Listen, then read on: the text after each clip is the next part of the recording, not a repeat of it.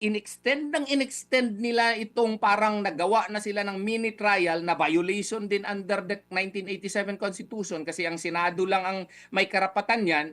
Ginawa nila itong mini trial kay para hindi to find probable cause. What is their purpose? Sa tingin ko lang, pwede ko ako magkamali. Ang purpose nila is to chip away the popularity of Madam Sara Duterte. They want to crucify her, they want to attack her para mawalan konti yung kanyang pagka-popular masyado ngayon. Kasama natin ngayon ang dekano po ng JMC College of Law. Diyan po sa lungsod ng Davao, isang kilala na rin pong abogado sa buong Pilipinas at buong mundo. Maraming mga Pinoy na nakakakilala sa kanya outside of Pilipinas, mga kapartner. Walang iba, Attorney Israelito Torion. Attorney, maayong hapon. Welcome sa SMNA muli, Admar Vilando po. Hello. Good evening everyone. Magandang gabi po sa lahat. Opo. Attorney, dito po tayo sa usapin. Kasi nga doon sa parang intro ata yon ni Congressman Luistro, meron siyang nabanggit na ang magsasalita daw ay numero. Ngayon, ang pag-uusapan natin din ay numero. Siyempre, kung unang titingnan, kasi walang walang nagdedebate doon sa mga pahayag no, ng AMLAC. Umabot daw, bilyonaryo pala. Itong si Vice President Sara Duterte, hindi ko lang siya nakita sa Forbes list. Pero ano ba ang dito, attorney, para hindi ma-mislead ang taong bayan po ukol dito?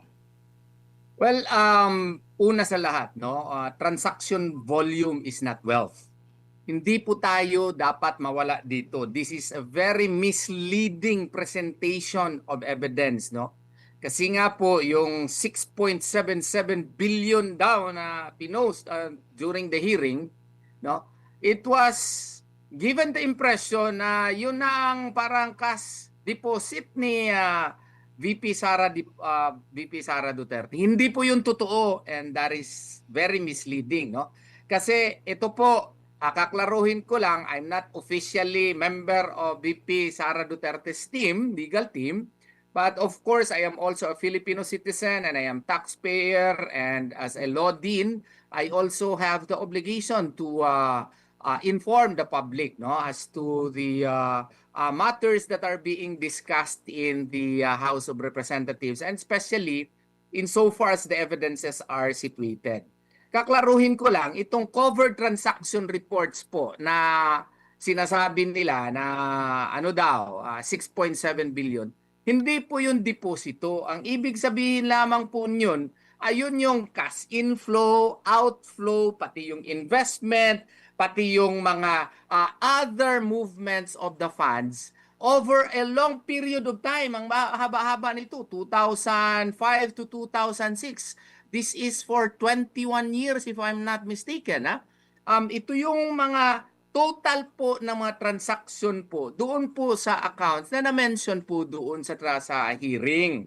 Kaya nga po, very misleading po ito. Kasi nga po, maski anyone, no? Maski nga ako siguro, I am also a practicing lawyer. Kung i-subject mo doon sa CTR, Covered Transaction Reports, at including the STR, Suspicious Transaction Report, siyempre ang dami-dami niya kasi yung ma-deposit, bibilangin. Kung i-withdraw mo, bibilangin. Kung i-invest mo, bibilangin. Kung yung 2 million mo lang, kunan mo ng 1 million, bibilangin yon. Tapos i-deposit mo naman yung 500,000, bibilangin mo yon. Kung same money mo, deposituan mo na naman ng 1 million, balik mo, bibilangin nyo. Kung i-invest mo yung pera mo, bibilangin pa rin yun. Lahat yun kinikwenta under the covered transaction report. Kasi yung covered transaction report, 500,000 or more, bibilangin yan whether it is a deposit or a withdrawal or investment, basta siya ay transaction. Yun po ang ibig sabihin yun. Yung suspicious transaction reports naman po, hindi po ibig sabihin na yan po ay ill-gotten wealth na mismo. Ilang beses na nangyari yan sa akin. Kunyari may kliyente ako na galing abroad, magdeposito more than 500,000 for instance, no? Siyempre, tatanungin nila sa akin, they would require more what you call these documentations from me. It is flagged as STR but it does not mean that it is already ill-gotten. Magre-require lamang sila ng additional documentation sa akin. Kaya nga, ang sinasabi ko doon sa post, kasi ang daming kung makikinig ka doon sa what you call this, sa mga mainstream media, parang binabanner ka agad nila that we have already proven the guilt of VP Sara Duterte. Sumasakit yung ulo ko. Yun bang 6.7 million na nire-report nung what you call this, na mga transaction reports. Hindi maling-mali po yun at saka napaka-malicious nun at saka napaka-misleading po nun. Kasi nga po, inexplain ko na ng maigi doon po sa aking post. Lahat po ng transaction, basta covered more than 500,000, bibilangin yan maski na from the same source or from whatever source, no? Maski nga i-withdraw mo, i-invest mo, basta magdaan sa iyong what you call this, sa iyong bank account, bibilangin 'yon. Ito 21 years 2005 o 2006 to 2025 ata ito. Ang lawak-lawak ng coverage nito 630 nga lang yung covered transactions. Ang dapat nito, nag-focus doong time na si VP Sara Duterte ay Vice President na. Kung titingnan mo nung Vice President na si VP Sara Duterte, ang liit-liit lang ng mga transaksyon Wala talagang questionably doon. Kaya tayong mga mamamayan, hindi tayo magpapalinlang nito. Wala kasi silang ebidensya against kay VP Sara Duterte, maski ano-ano na lang ang ginagawa nila just to build a ghost of a case. Opo, Yun po. attorney, balikan ko lang po, no, ang role ng Kamara dito po sa impeachment. Kasi sinasabi sila yung magiging piskal, 'di ba? Kung may magrereklamo, dadaan muna sa kanila. Same din ba yung kanilang function sa piskal, sa regular More or na less. korte? Opo. Yes, more or less pare-pareho sila sa piskal. Kaya nga po, ang piskalya naman, pag anong ipafile doon sa na complaint, doon sila mag-concentrate. Kung anong mga i-attach, doon sila mag-concentrate. Kung may mga hindi klaro, doon sa in-state doon sa complaint, pwede sila magpatawag ng clarificatory hearing. Para ma-clear out yung mga hindi klaro masyado na na-state sa complaint pero kinakailangan na na-state sa complaint. Ang problema dito sa ating impeachment complaint, like for example, iklaro ko na masyado si Senator Trillanes. Alam nyo ba na si Senator Trillanes nakasaad lang sa third impeachment complaint ni Father Saballa?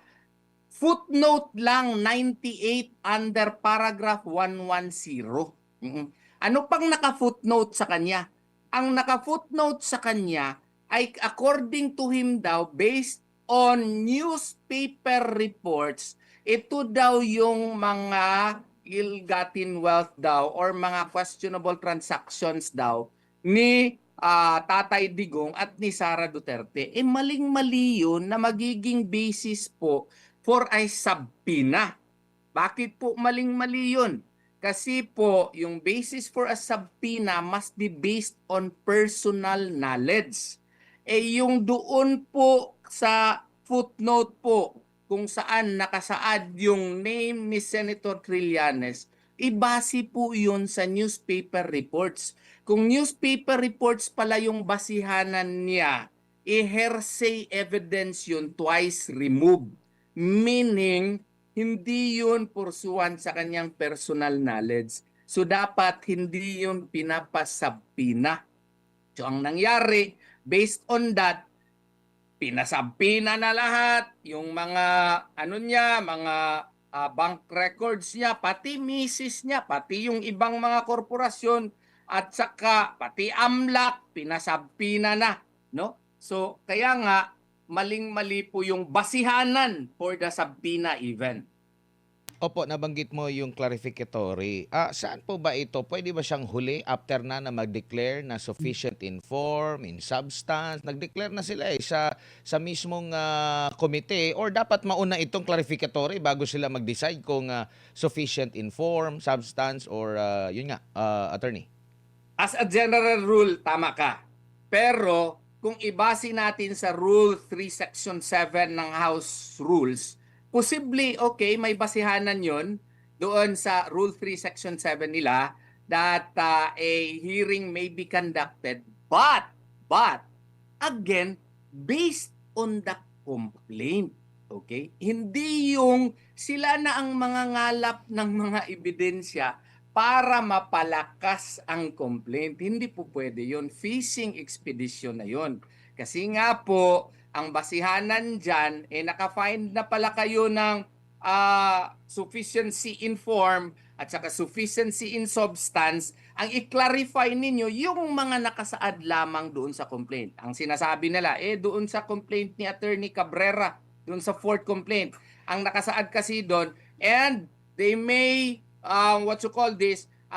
pwede natin busisiin yung kanyang mga ITRs, mga SALN, no? Para ma-prove natin itong complaint na ito. Pupwede ba yun? Hindi po pwede yun. Shotgun allegation yun.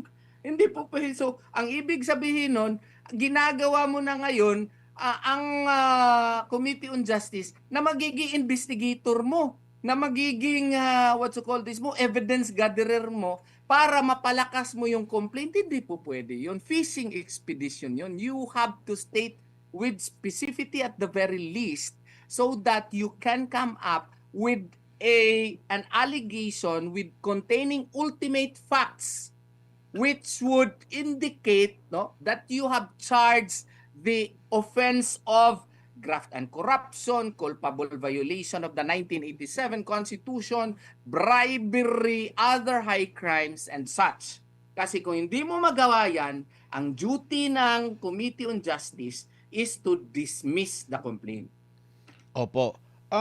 Bilang piskal, yung mga pahayag na parang meron na silang desisyon, meron na silang conclusion, pwede po ba yun? Tapos sasabihin nilang may due process. Pero pakikinggan mo yung kanilang intro, mga dalawang intro, meron ng mga penal na decision, tapos sasabihin na kung mali ang mga inaakusa laban sa iyo, dapat humarap ka. Pero 'di ba sa regular na piskal hindi naman po ata ganyan po ang nangyayari po, attorney, na parang Yes. magbibigay ng komento agad yung piskal. Makikinig lang siya kung anong ilalatag na ebidensya, mga argumento noong naghahain ng reklamo, tsaka ano yung reply ng inirereklamo, attorney. Oo nga, yun sana. Ang nangyayari kasi dito, yung nag-endorse pa ang mga pinakamaingay. No? Like for example, isasabi na, timing na nadala ko pala ito. Ito yung third impeachment complaint. Opo, opo. Okay. Sana ang ipinatawag nila dito, itong mga nag-file. Ito si Reverend Father Joel Saballa, Reverend Father Joselito Sarabia. Biruin mo kung basahin mo itong complaint na ito, magtataka ka. Bakit? Kasi the complaint should be based on personal knowledge. Pero yung mga allegation nila dito, sasabihin mo paragraph 21. Prior to her election, VP Sara served as the mayor of Davao City from 2010 to 2013, 2016 to 2019, and 2019 to 2022. As mayor, she mimicked her father's despotic, arbitrary methods and ruled the bailiwick of Davao City with an iron fist. Is this a declaration of ultimate facts? No, this is a matter of opinion. And this is even a baseless opinion, knowing the fact that Father Joel Saballa is actually based in the Diocese of Novaliches. Ito sana ang pinatawag nila. Kasi ito ang naggawa ng complaint eh. Siya nagreklamo. Sasabihin ka na, siya ang nagreklamo. If you are an unbiased, unbiased Committee on Justice, ipatawag mo ito si Father Saballa. Sasabihin mo, ito yung clarificatory questioning Father Saballa, You mentioned in paragraph 21 of your complaint that as mayor, she mimicked her father's despotic, arbitrary methods and ruled the bailiwick of Davao City with an iron fist. Father Sabalya, in your complaint, you did not attach any evidence in your complaint. What made you say that she ruled Davao City with an iron fist? Yun ang mga clarificatory question. Dahil ito pa, paragraph 22, sabi dito, when she took over the office of the Vice President o VP, VP Sara was unsatisfied with the budget given to her. Imagine that, in an impeachment complaint. Kung ikaw ay tarong, kung ikaw ay tamang-tama, unbiased, and competent hearing officer, sasabihin mo dito, i-clarify, patawag mo siya dito sa hearing. Father Sabalya, you said that when she took over the office of Vice President, VP Sara was unsatisfied with the budget given to her. Can you please tell me, were you working in the office of the Vice President? Oh, di ba? Paano niya masabi ito? Pari siya sa Novaliches. How did you know that she was unsatisfied with the budget given to her? Yan ang mga clarificatory question. May basis doon sa complaint. Hindi yung ipapatawag yung mga tao na wala naman, hindi naman nakasaad doon sa kanyang complaint. Kaya nga sinasabi namin, fishing expedition yung ginagawa nila. Attorney. Yun. Kasi hindi na nakasaad sa complaint, yun pang tinatanong. Yun totoo, na-mention dito, si yung kanilang star witness, na preso preso ngayon. Anong pangalan ng star witness nila? Madriaga. Totoo na naka-mention dito. Sana tinanong ito si Sabalya, Father Sabalya, inattach mo itong affidavit dito ni itong tao na ito. Anong pangalan nito, Father Sabalya? Paano kayo nagkakilala?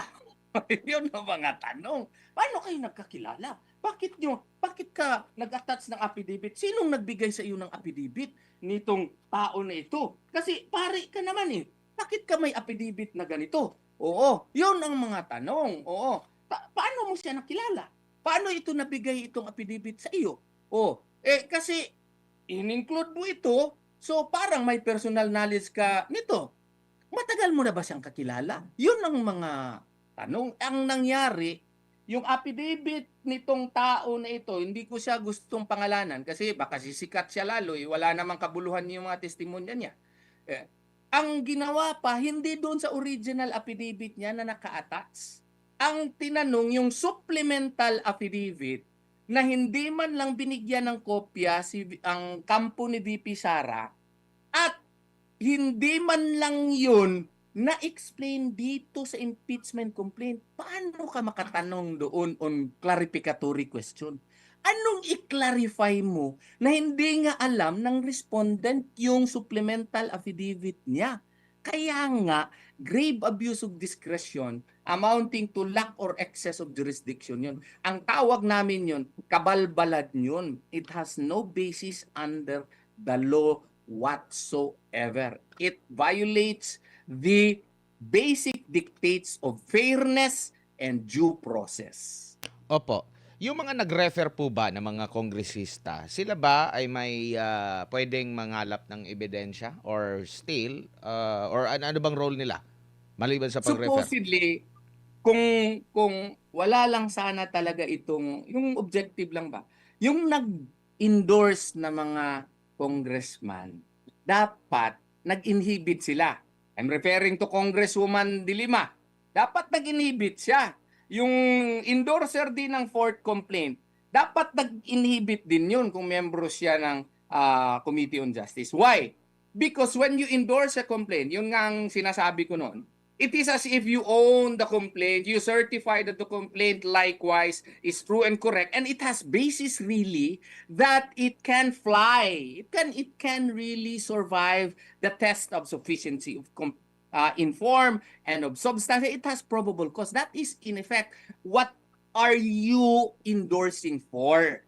Ang problema, ikaw pa yung endorser, ikaw pa yung nagtatanong doon sa wala na yung basic delikadesa. Sana nag-inhibit sila. And then kung kinakailangan na ipatawag sila kasi sila endorser during the hearing, it may be possible. Pero yung hindi siya nag-inhibit at nag-join sila no actively during the determination of sufficiency in form and substance and during the hearing proper to determine probable cause, that is questionable. And whatever may be the report, that is a product of that mistake may be questioned before the Supreme Court. Kaya nga nag-prepare na ako ng na yung opisina namin. Katulong ko yung aking mga abogado led by Assistant Dean Resi Rizada Nolasco, no? At saka mga kasama ko mga abogado, nag-prepare kami ng supplemental complaint. Meron pa nga isang basis din diyan na yung kanilang counting ng session days. Oo. In-extend pa nila maski recess na. Kinwestiyon ko rin yan dito sa panibagong supplemental complaint. So yun talaga, ang daming mali po dito na alam naman nila, may mga magagaling na abogado dyan eh. Alam nila na mali yan, pero ang purpose kasi nila, ayaw nila i-diretso kaagad, ipa-report sa plenary para magawa sila ng articles of impeachment, para mag-trial na sa Senado.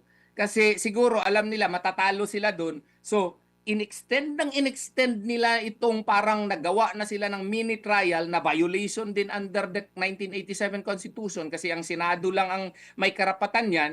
Ginawa nila itong mini trial kay para hindi to find probable cause.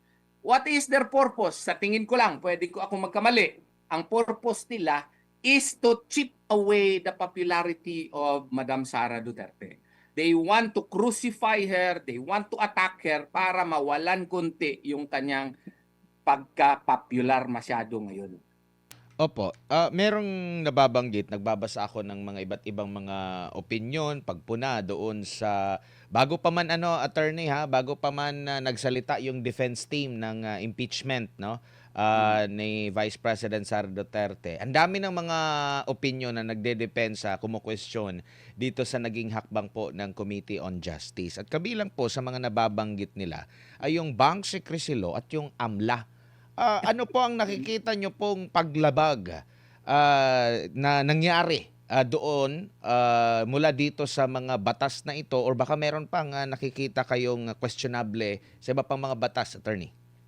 Yung Bank Secrecy Law, yung 1405, Republic of 1405, totoo merong impeachment na exception doon. But that has to be reckoned with the AMLAC law. Yun ang aming contention dyan. Kasi kung tutuusin po, kinakailangan po talaga na yung mag-imbestiga dyan, korte. Hindi naman sila korte. Oo.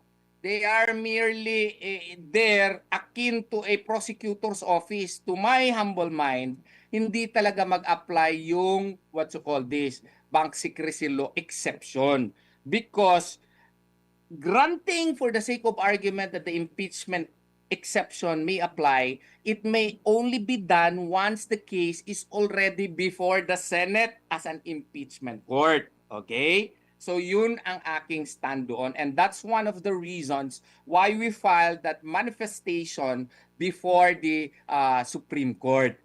Believe nga ako doon sa BIR na na representative eh. Kasi nga po doon sa BIR, di ba yung mga tax returns yon, they really stuck. They may have brought the documents there but in a box, but they never opened it simply because of the fact that indeed under the National Internal Revenue Code, the exception can only be done, that can only be presented if it is before the Senate, if it is acting in aid of legislation. Kaya nga po, kailangan dahan-dahan sana sila nito kasi may mga ibang tao, in-include nila, pati yung husband, in-include nila, pati yung mga ibang tao, pati yung law firm, i-include nila. So maraming violations which we all cited in the Supreme Court. I could not explain it at length kasi it is before the Supreme Court already. Opo, tsaka yung pag-determine kung clarificatory ba yung pagtatanong o hindi. Kasi maraming mga instances na napapatanong pero yun nga either pinaalalahanan or ini-strike out po yung mga pagtatanong. Sabi nga ni Congressman Marcoleta, wala na raw natira doon sa kanyang mga sinabi kasi pina-strike out ata lahat ng kanyang mga pagtatanong po, attorney. May nakita po ba kayo doon during sa hearing na tama naman yun na clarificatory naman yun, pero sabi naman ng nag-preside, hindi, ano na yan, doon na yan sa trial, mapag-uusapan yung mga ganyang klase ng tanong, attorney? Ay, double standard nga siya eh. Kung sila Congressman Marcoleta, iba yung yardstick niya. Pero kung kasama niya, kung nagtatanong doon sa what's it called this kay Madriaga, medyo iba yung yardstick na. Ito lang ha, i-highlight ko yung sinabi ko sa inyo. O page na ito, 43 of the third impeachment complaint. Yung sinabi ko sa inyo, hindi ko lang maano ba? Footnote number, maklaro ba? Hindi ako marunong kasi magano ba. Oo, naka-blur, naka-automatic blur yung ano po. Sige, banggitin nyo lang po. At saka Ito, attorney, kasi- paki-explain din kung ano yung footnote. Ano yan? Kabilang ba yan sa main discussion dyan sa kanilang mga Yes. petisyon or ano lang, pakapin sa Trillanes, Bisaya kasi pakapin? ginawang parang si Trillanes naman parang ginawa siyang main or star witness. What was the basis of the Committee on Justice in issuing a subpoena to him? Alam mo, binasa namin itong impeachment complaint, no? Meron nga footnote, nakalagay dito sa page 43 of page 43 of 98 of the third impeachment complaint of Father Saballa. Nakasaad dito, footnote 98, C. Trillanes accuses Duterte children of having 300 million in bank accounts for April 2016. GMA Network, News, Top Stories, Nation, Trillanes accuses Duterte children of having 300 million in bank account story. So meaning, ang basis nitong pagpatawag kay Trillanes was based on a footnote in paragraph 109 of the complaint. Ang tama na proseso niyan, mag-issue ba tayo ng subpoena kay Trillanes? Sasabihin yan, nandun yan sa paragraph, page 43 kung pwede ninyo maano yan. Page 43 of the third impeachment complaint. Tingnan nyo. Mag-issue ba tayo ng subpoena? Hindi po pwede kasi ang basihanan niya dito, GMA Network. So news, anong pinalabas? Ang pinalabas nila yung mga salin na. May basihanan ba yun? Walang basihanan yun kasi in the first place, this is not based on personal knowledge. Second, nagawa siya ng affidavit niya the day before the hearing. Pupwede ba yun? Kasi hindi yun pupwede kasi hindi yun naka-attach sa complaint. Hindi mo pa binigyan ng kopya yung respondent para at least days before the hearing, the respondent could have seen it or studied it so that it can or she can file a counter pleading to counter whatever new allegations that former Senator Trillanes may have made in his very new affidavit. The day before yung date nung yung kanyang affidavit So, anong ibig sabihin nun? Ang ibig sabihin nun, violation yun of due process. First, the issuance of a subpoena was wrongful. It was incorrect. It was illegal because it was not based on personal knowledge. Kung magpa-issue ka ng subpoena, ipasubpoena mo yung news item, gmanetwork.com. Bakit ka magpasubpoena ng ibang salin? Hindi naman yun na nakalagay dito sa paragraph 98 So, ang ibig sabihin niyan, if you go beyond the complaint, that's fishing expedition. Kaya nga, sinasabi niyan, fishing expedition talaga ito. Okay? So, yun ang mga punto po namin na kinaklaro ko lang masyado kasi sumusobra na talaga yung Committee on Justice. They go beyond the jurisdiction, they go beyond the authority given to them under the 1987 Constitution as well as their own rules of procedure. Opo. Marami po ang mga netizen na mga mapagmatsyag kasi yung treatment po, no, halimbawa doon sa mga nagiging resource person, witness or yung mga nagbibigay ng mga alegasyon. Halimbawa dito sa comparison nung tinaguri ang Brave 18 po, attorney, compare dito sa mga nabanggit mo nga na yung mga nagsalita doon sa Kamara, may mga bago lang doon, bago ilang araw, bago mismo ang pagdinig, pinagbigyan agad. Pero dito, binubusisi nila. At to the point na pati yung mismong sino ba yung tawag dito, nagnotaryo, pati yung nag-witness doon sa notaryo, kini-question po. Yun yung double standard na nakikita, attorney. Yun nga ang one of the grounds namin sa petition for certiorari, because if you remember, there were also complaints filed against President Marcos, no, for impeachment. And yun po, diniklara nila insufficient in substance kasi sabi nila under Committee Resolution 111, they said that the allegations in the complaint did not actually state ultimate facts indicating that the offenses of grave violation of the Constitution, graft and corruption, and other high crimes, no, bribery, are not stated therein. So therefore, hindi daw nakasaad yung mga complaints na dapat, ultimate facts na dapat mag-charge ng mga high crimes, other high crimes, graft and corruption, etc. na equivalent to an impeachable offense. In-apply ba yun kay BP Sara? Hindi eh.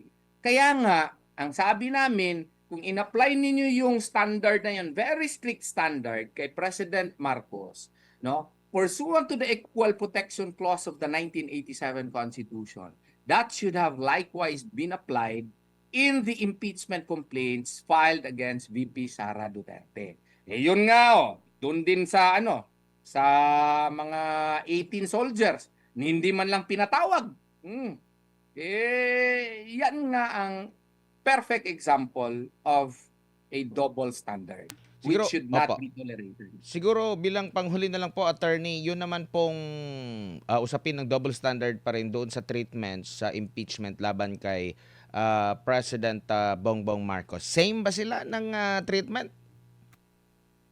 Yun nga ang parang hindi talaga same yung treatment kasi nga po doon kay Presidente Marcos, ang kanilang determination of the ultimate facts, no, was actually applied correctly in the sense na totoo nga siguro, baka nga na hindi yun nakasaad talaga ng mga necessary allegations na mag-qualify na bribery nga yun, nga graft and corruption nga yun.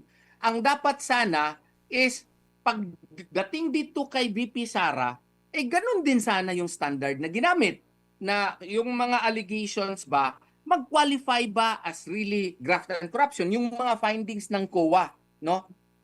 Granting for the sake of argument na merong notice of disallowance nga, na 120 million ba yun or more ba, equivalent ba yun to graft and corruption? Hindi kasi alam ng mga estudyante ng batas yan na maski may audit observation memorandum ka or notice of disallowance ka, hindi yan evidence that you have committed a crime. Dito pa very suspicious kasi days before the hearing, meron ng finding yung COA Central. Parang 3 days or 4 days before may finding na. Ang nakakatuwa pa, hindi pa nga na-flash yung finding, tinatanong na ng mga congressman, page 12 ng COA, decision. Paano sila nagkaroon kaagad ng kopya ng COA decision? Hindi nga na-furnish pa yung respondent And under the law, that cannot still be used as basis because if we'll use COA rules, the respondent has 30 days to file a motion for reconsideration. At saka, after na marule yung motion for reconsideration, pwede pa mag-file ng petition before the Supreme Court via Rule 64. So, kumbaga, hindi pa yun siya enough basis na magiging ultimate facts na equivalent na yung finding to a graft and corruption. Yun ang aming punto po doon. Kaya nga po, kung ano man ka stricto yung standard on ultimate facts kay Presidente Marcos, dapat ganun din yung ginamit na standard doon sa impeachment complaint filed against VP Sara Duterte. Opo, attorney, dagang salamat sa imong oras. Sa ulitin, mabuhay po kayo. Mabuhay po. Salamat po sa panahon na binigay niyo sa akin. Si Attorney Israelito Torion, Dean po ng JMC Jose Maria College, College of Law, dyan po sa lungsod po ng Davao po mga kapartners.